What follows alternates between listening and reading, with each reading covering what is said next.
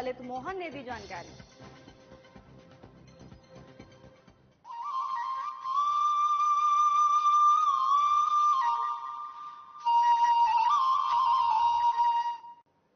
नमस्कार, हमारा उत्तराखंड में आपका स्वागत है। मैं हूं आपके साथ भावना त्रिपाठी। रुक करेंगे प्रदेश के तमाम बड़ी खबरों की ओर।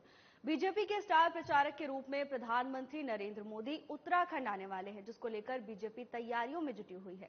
बता दें कि प्रधानमंत्री नरेंद्र मोदी 11 अप्रैल को उत्तराखंड के ऋषिकेश के आईडीपी मैदान में विशाल जनसभा को संबोधित करने पहुंच रहे हैं। वहीं बीजेपी के प्रदेश मीडिया प्रभारी मनवीर चौहान ने जानकारी देते हुए कहा कि प्रधानमंत्री की 2 रैलियां उत्तराखंड को मिली थी, जिसमें से एक कुमाऊं मंडल के रुद्रपुर में संपन्न हो चुकी है, जबकि 11 अप्रैल को गढ़वाल मंडल के ऋषिकेश में पीएम की रैली होनी है, जिससे गढ़वाल मंडल की तीनों लोकसभा सीटों को कवर करने की तैयारी है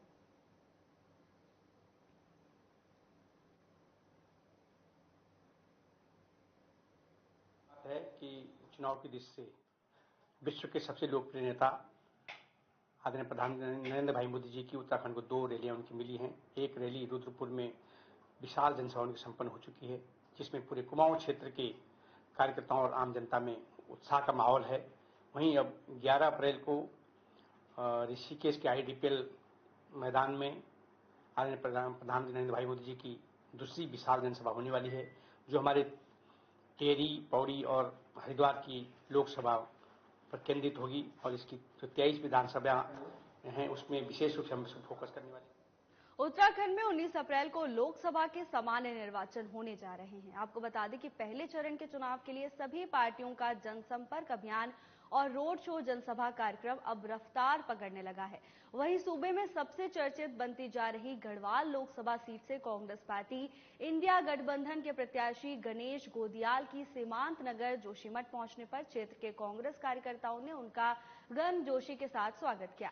इसके बाद तपोवन बस स्टैंड में से अपर बाजार जोशीमठ होकर गणेश गोदियाल के समर्थन में कांग्रेस पार्टी के कार्यकर्ताओं ने रोड शो किया, जिसमें सैकड़ों कांग्रेस कार्यकर्ता हाथों में झंडा लहराते हुए नजर आए। मोदी जी की गाड़ियां हमसे 10 गुना ज्यादा है, लेकिन हम एक्चुअल जो हो रहा है उसको दिखा रहे हैं। वो लोग दिखा रहे हैं, उनको कोई पूछने वाला नहीं है। सरकार उनकी है, आयोग उनका है, नियम कानून सब उनके हैं। तो हम तो भाई जो हो रहा है उसको दिखा रहे हैं, वो दिखा नहीं रहे। तो ये भी साजिश है। लेकिन अंदर और बाहर की जहां तक बात है, वो इसलिए बात उठी कि जब वो राज्यसभा का उन्होंने पर्चा भरा तो उन्होंने एड्रेस गढ़वाल का नहीं दिया। तो आज लोग जानना चाह रहे हैं कि भाई अगर वो गढ़वाल के हैं तो कहां के हैं, लोग जानना चाह रहे हैं। जोशीमठ में आपदा आई, वो दिखे नहीं। राज्यसभा सांसद नरेश बंसल ने हरिद्वार में प्रेस कॉन्फ्रेंस की और मोदी सरकार की 10 साल की उपलब्धियों को गिनवाया। इस दौरान उन्होंने कहा कि 19 अप्रैल तक बीजेपी ने विपक्षी दलों के नेताओं के लिए अपने दरवाजे खोल रखे हैं, ताकि अब की बार 400 पार में वो भी अपनी आहुति डाल सके। इसके साथ ही नरेश बंसल ने कहा कि बीजेपी कश्मीर से लेकर कन्याकुमारी और असम से लेकर कच्छ तक पूरे भारत को एक मानती है।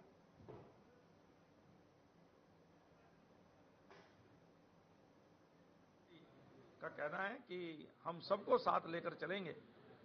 19 तारीख तक हमने बड़े दरवाजे खोल रखे हैं उत्तराखंड के अंदर, और क्योंकि अब की बार 400 पार सब कह रहे हैं, उस 400 पार के यज्ञ में जो अपनी आहुति देना चाहते हैं, हम सबका स्वागत करें। अभी आपने टुकड़े टुकड़े गैंग की बात करी।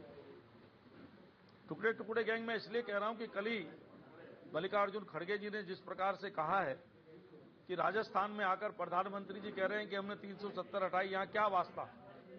तो ये टुकड़े टुकड़े गैंग की मानसिकता है कि उनको राजस्थान और कश्मीर अलग अलग लगता है। उन्होंने कश्मीर को इतने वर्षों तक अलग अलग करके रखा है।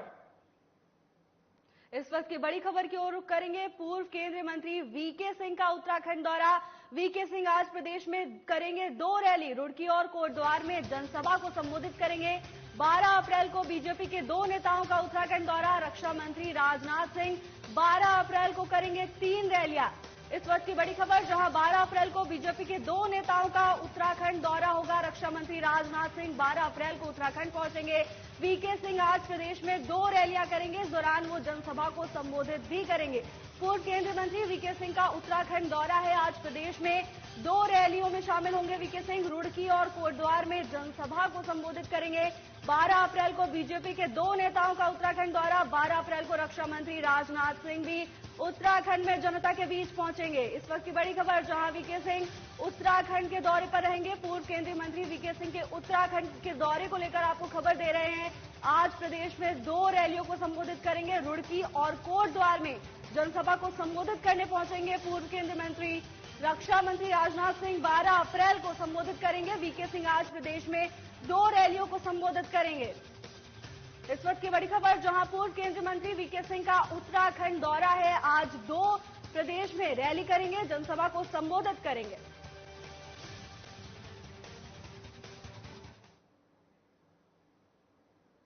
राजधानी देहरादून में सोमवार दोपहर करीब 1 धमाके जैसी तेज आवाज ने इलाके में हड़कंप मचा दिया। यह धमाका थाना प्रेमनगर क्षेत्र में साफ तौर पर सुनाई दिया गया। इसके बाद स्थानीय लोगों ने इसकी शिकायत पुलिस कंट्रोल रूम को दी। मामले की गंभीरता को समझते हुए एसएसपी देहरादून ने खुद प्रेमनगर थाना क्षेत्र पहुंचकर स्थिति का जायजा लिया और धमाके की आवाज के पीछे की वजह को जानने के लिए जांच शुरू कर दी। पुलिस ने कंट्रोल रूम को सूचना देने वाले व्यक्ति से जानकारी लेने और अन्य सोर्स से जानकारी के बाद खुलासा किया कि देहरादून के आसपास के क्षेत्र में जो आवाज सुनाई दी है वो सुपरसोनिक बूम है।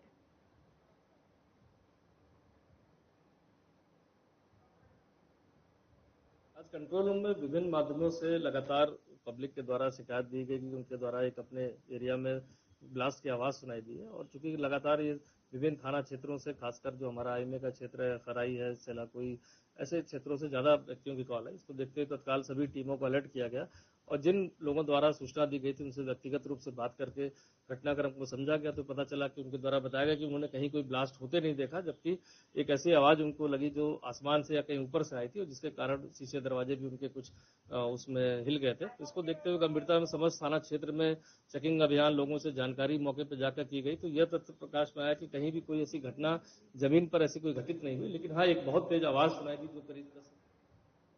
उत्तराखंड में कांग्रेस के प्रचार अभियान को तेज करने के लिए प्रियंका गांधी 13 अप्रैल को उत्तराखंड पहुंचेंगी और हरिद्वार, पौड़ी जिले में पार्टी प्रत्याशियों के समर्थन में चुनाव प्रचार करेंगी। वहीं कांग्रेस के प्रदेश संगठन उपाध्यक्ष मथुरा दत्त जोशी ने बताया कि प्रियंका गांधी का चुनाव प्रचार कार्यक्रम फाइनल हो गया है। प्रियंका गांधी 13 अप्रैल को गढ़वाल और हरिद्वार लोकसभा क्षेत्र में प्रचार के लिए पहुंचेंगी। दोनों लोकसभा क्षेत्र में रैली स्थल का चयन जल्द कर लिया जाएगा।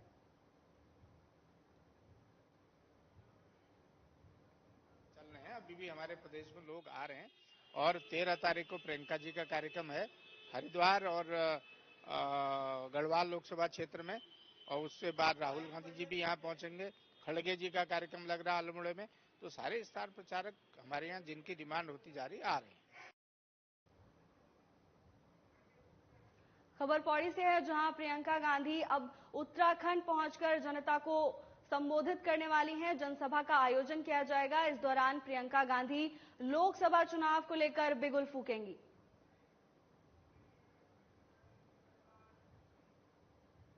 इस वक्त की बड़ी खबर की ओर रुख करेंगे, जहां हरिद्वार पुलिस को बड़ी सफलता हाथ लगी है। पुलिस ने बदमाश का एनकाउंटर किया है। बाबा तरसेम पर गोली चलाने वाले आरोपी ढेर हो गए हैं। एसटीएफ की टीम ने कार्रवाई किया। अन्य आरोपियों की भी तलाश जारी है। पुलिस को बड़ी सफलता हाथ लगी है, जहां बाबा तरसेम पर गोली चलाने वाले आरोपियों को पुलिस ने एनकाउंटर में ढेर कर दिया है, तो वहीं अन्य आरोपियों की भी तलाश जारी है। हरिद्वार पुलिस को बड़ी सफलता मिली है। बाबा तरसेम सिंह पर गोली चलाने वाले आरोपियों को पुलिस ने एनकाउंटर में ढेर कर दिया है, तो वहीं अन्य आरोपियों की तलाश भी पुलिस की ओर से की जा रही है। पुलिस की ओर से सराहनीय कार्रवाई की गई, जहां बाबा तरसेम सिंह पर गोली चलाने वाले अपराधियों पर पुलिस ने एनकाउंटर की कार्रवाई कर आरोपियों को ढेर कर दिया है। इस वक्त की बड़ी खबर, पुलिस को बड़ी सफलता हाथ लगी है, जहां बाबा तरसेम सिंह पर गोली चलाने वाले अपराधियों को पुलिस ने एनकाउंटर में ढेर कर दिया है, तो वहीं अन्य आरोपियों की तलाश में भी पुलिस जुट गई है। एसएसपी एसटीएफ की टीम ने बड़ी कार्रवाई करते हुए बदमाश को ढेर कर दिया है।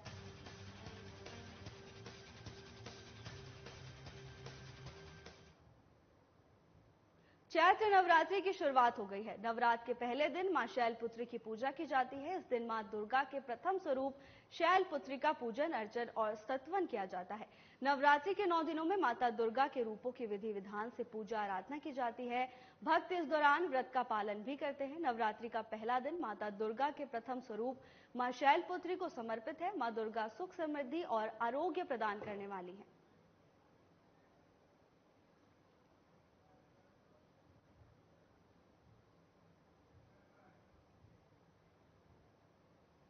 खबर उधम सिंह नगर से है, जहां बाबा तरसेम हत्याकांड के आरोपियों के साथ एसटीएफ और हरिद्वार पुलिस की इमली खेड़ा रोड पर मुठभेड़ हो गई। आपको बता दें कि इस मुठभेड़ में एक आरोपी को गोली लग गई, वहीं दूसरा आरोपी फरार हो गया। बताते चले कि अस्पताल में घायल आरोपी ने अपना दम तोड़ दिया।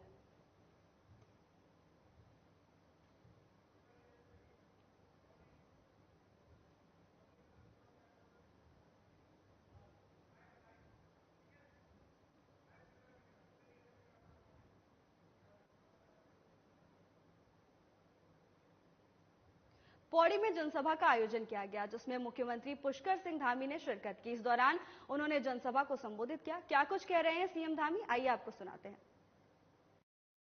से देने का काम भारत की सेना करेगी भाइयों बहनों। इस प्रकार से उन्होंने काम किया है और भी उन्होंने बहुत सारे ऐतिहासिक निर्णय लिए। 3 तलाक का खात्मा किया है, सीएए का कानून देश के अंदर लागू हुआ है। जो विदेशों से हमारे बांग्लादेश में, अफगानिस्तान में, पाकिस्तान में हिंदू भाई, बौद्ध भाई, सिख भाई वहां रहते थे, उनको आत्मसम्मान से जीने के लिए भारत की सदस्यता देने का काम भी प्रधानमंत्री मोदी जी ने किया है। और हम सबको देखिए, जिनका हम हर क्षण और हर पल कोई कष्ट होता है, हमारे को कोई परेशानी होती है, तो हम सबके मुंह से निकलता है हे राम, श्री राम, राम राम, यही निकलता है ना। थोड़ा सा भी अगर परेशानी होती है और हम राम का नाम लें और हमारी परेशानी हल हो जाती है भाइयों बहनों। ऐसे आराध्य देव प्रभु श्री राम, जिनका नाम हम हर क्षण और हर पल लेते हैं, उनके मंदिर को बनाने के लिए भी हमको कितनी लंबी प्रतीक्षा करनी पड़ी। और ये सौभाग्य भी हमको फिर से भगवान राम अपने जन्मभूमि पर विराजित हुए, उनकी प्राण प्रतिष्ठा हुई, ये काम भी अगर किसी ने संपन्न करवाया तो प्रधानमंत्री मोदी जी ने करवाया। भाई बहनों, आज भगवान रामलला की प्राण प्रतिष्ठा हो गई वहां पर। नारी शक्ति बंधन अभी देश के अंदर लागू हो गया। अभी अनिल जी कह रहे थे हमारी माताएं बहनें, अनिल जी हम लोग जहां भी जाते हैं, अगर सबसे ज्यादा संख्या किसी की होती है तो हमारी दीदियों की होती है, हमारी बहनों की होती है, हमारी मातृशक्ति की होती है। तो प्रधानमंत्री मोदी जी नारी शक्ति बंधन विधेयक देश के अंदर उन्होंने पास कर दिया और 33% आरक्षण अब विधायिका में सुनिश्चित हो गया। आने वाले समय में हमारी बहनें जो है हर क्षेत्र में जाएंगी, हमारी महिलाएं हर क्षेत्र में जाएंगी। भाइयों बहनों, ऐसे अनेक काम मोदी जी ने किए हैं। मैं बहुत विस्तार में नहीं जाना चाहता, आप सब जानते हैं। मैं इतना ही कहना चाहता हूं कि उत्तराखंड के अंदर भी हम लोग माननीय प्रधानमंत्री मोदी जी के मार्गदर्शन में आज उत्तराखंड को हिंदुस्तान का श्रेष्ठ राज्य बनाने के लिए, एक आत्मनिर्भर राज्य बनाने के लिए, एक विकसित राज्य बनाने के लिए लगातार काम कर रहे हैं।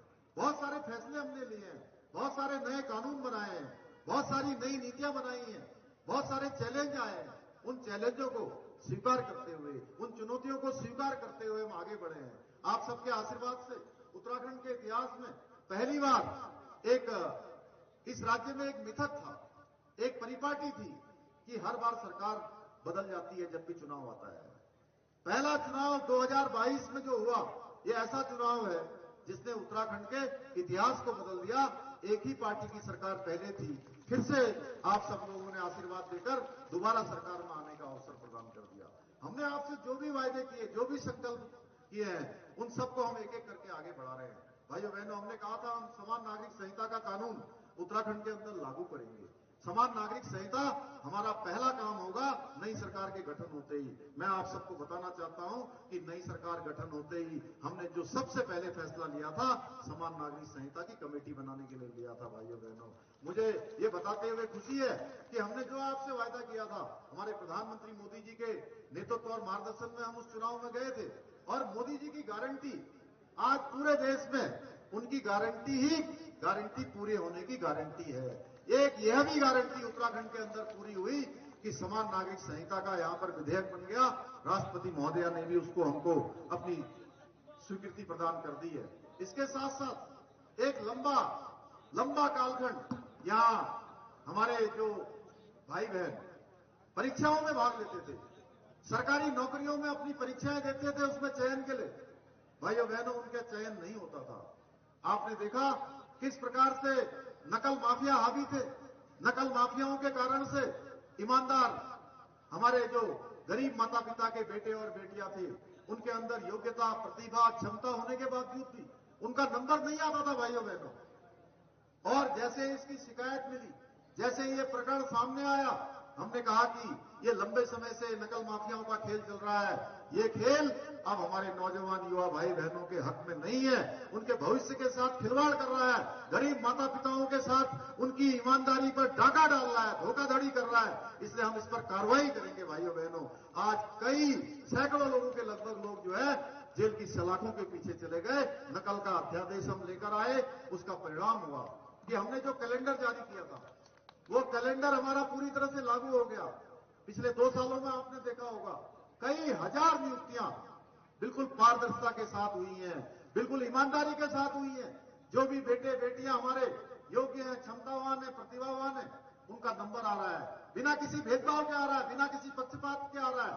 और बहुत सारे हमारे ऐसे बेटे और बेटियां हैं, ऐसे हमारे भाई बहन है, गरीब माता पिता के बेटे बेटियां, कि जिनका एक परीक्षा में नंबर आ रहा है, एक में चयन हो गया, एक में उन्होंने परीक्षा दी, एक में चयन हो गया, दूसरी में दिया, दूसरा में भी चयन हो गया, तीसरी में दिया, तीसरी में भी दे दिया, 4 परीक्षाओं में। और कुछ तो ऐसे भी हैं जिनका 5 परीक्षाएं एक साथ इन्होंने उत्तीर्ण की है भाइयों बहनों। ये इसीलिए संभव हो पाया कि नकल का अध्यादेश यहां लागू हुआ, कठोर नकल विरोधी कानून लागू हुआ। आज हमारे नौजवानों का, युवाओं का, सबका मनोबल ऊंचा है, क्योंकि उनको पता है अगर हम ठीक से तैयारी करेंगे, पढ़ाई करेंगे, तो हमको जो है निश्चित रूप से चयन का अवसर प्राप्त होगा। भाइयों बहनों, ये ताकत देने का काम आप सब लोगों ने किया है। ऐसे अनेक कानून हमने बनाए, दंगा प्रदेश के न हो, दंगा रोधी कानून बनाया है, धर्मांतरण का कानून बनाया है। इसके साथ साथ जो लैंड जिहाद, आपके आसपास भी, यही बगल में चले जाएंगे आप, रामनगर के आसपास बहुत बड़ी संख्या में लगातार कहीं पीली चादर लगा दी, कहीं लाल चादर लगा दी, कहीं हरी चादर लगा दी, लेकिन उसके नीचे जब खोदा गया, देखा गया, जब प्रशासन के लोगों ने उसको हटाने का काम किया, तो कहीं पर भी कोई अवशेष नहीं हुए भाइयों बहनों। आज 4000 एकड़ से भी ज्यादा जमीन इस अतिक्रमण से मुक्त कराने का काम हमने किया है। प्रदेश की जो यहां का मूल स्वरूप है, वो मूल स्वरूप किसी भी कीमत पर बिगड़ना नहीं चाहिए। हमने संकल्प लिया है, आप सब लोगों ने जो जिम्मेदारी हमको दी है कि हम कहीं भी देश दुनिया के अंदर जाते हैं, तो अगर आप कभी बताएंगे कि कहां से आए हैं, आपसे पूछेंगे, आप अगर उनको कहेंगे हम देवभूमि उत्तराखंड से आए हैं, तो आपको देखने की जो दृष्टि है, जो उनका भाव है, वो भाव बदल जाता है। लोग आपके प्रति श्रद्धा से देखने लगते हैं, विश्वास से देखने लगते हैं, एक अलग प्रकार का भाव उनका हो जाता है कि ये देवभूमि से आए हैं। और देवभूमि के प्रति भी लोगों का ऐसा भाव है। इसलिए इस देवभूमि में लैंड जिहाद है, लव जिहाद है, ये अतिक्रमण है, ये धर्मांतरण है, ये दंगा है, बवाल है, उपद्रव है, आगजनी है, इनका कोई स्थान नहीं है भाइयों बहनों। इसलिए हमने कहा है ये बिल्कुल आगे नहीं चलेगा। महिलाओं के लिए हमने 30% का क्षैतिज आरक्षण, 30% का सरकारी नौकरियों में।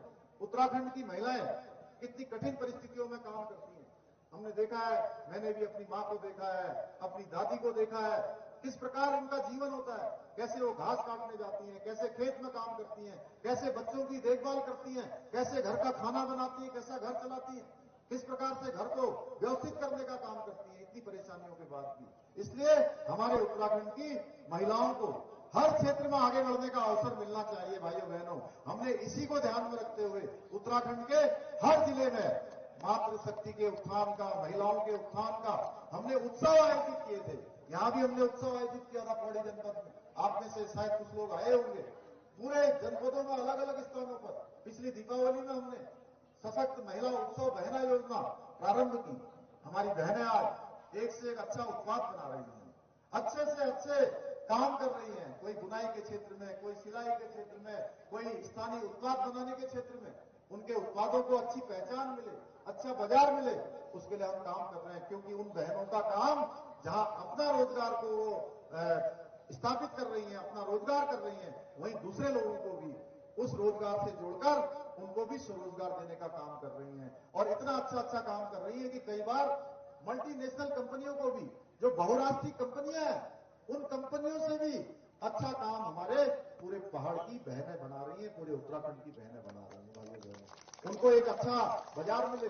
माननीय प्रधानमंत्री जी के हाथों हमने हाउस ऑफ हिमालय ब्रांड भी लॉन्च करवाया, उसका उद्घाटन करवाया। आज पूरे देश दुनिया के अंदर हमारे यहाँ उत्तराखंड के बहुत सारे ब्रांडों की, बहुत सारे उत्पादों की आज मांग तेजी से बढ़ी है। तो ऐसे अनेक काम में हम लोग कर रहे हैं। भाइयों बहनों, मैं लैंसडाउन विधानसभा के क्षेत्र में, मुझे आज तीसरी बार यहाँ पर आने का आप सबके बीच में सौभाग्य प्राप्त हुआ है। मैं 2 बार पहले भी आया हूँ, आज आकर मुझे बहुत प्रसन्नता हो रही है।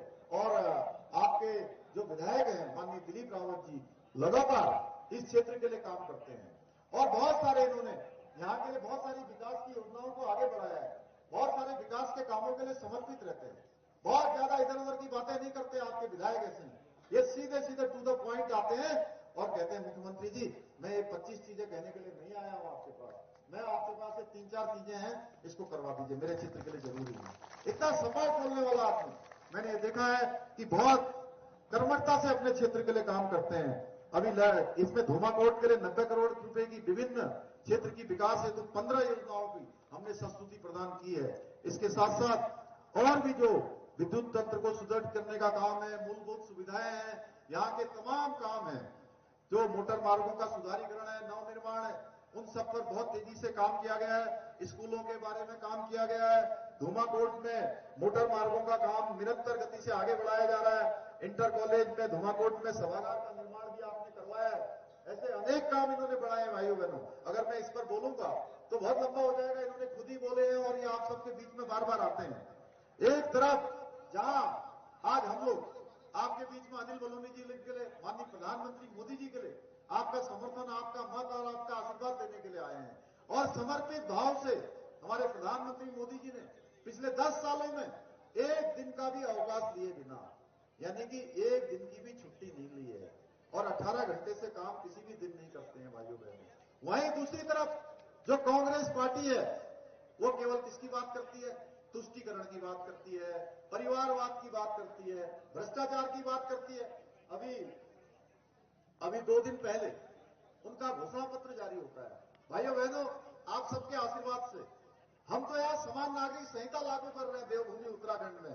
देवभूमि उत्तराखंड को एक गौरव प्राप्त हो गया कि पूरे देश में, देश की आजादी के बाद सबसे पहले समान नागरिक संहिता का विधेयक पारित करके उसको लागू कराने की दिशा में आगे बढ़ना राज्य हमारा हो गया। हर एक उत्तराखंड वासी को इसका गौरव प्राप्त हो गया। वहीं दूसरी तरफ कांग्रेस का घोषणा पत्र आता है।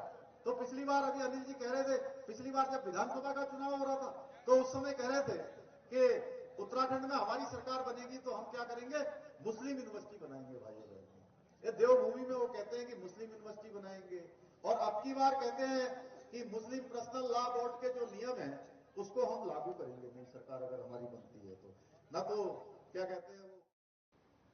हमारा उत्तराखंड में फिलहाल के लिए बस इतना ही। जल्द हाजिर होंगे नई अपडेट्स के साथ। नमस्कार।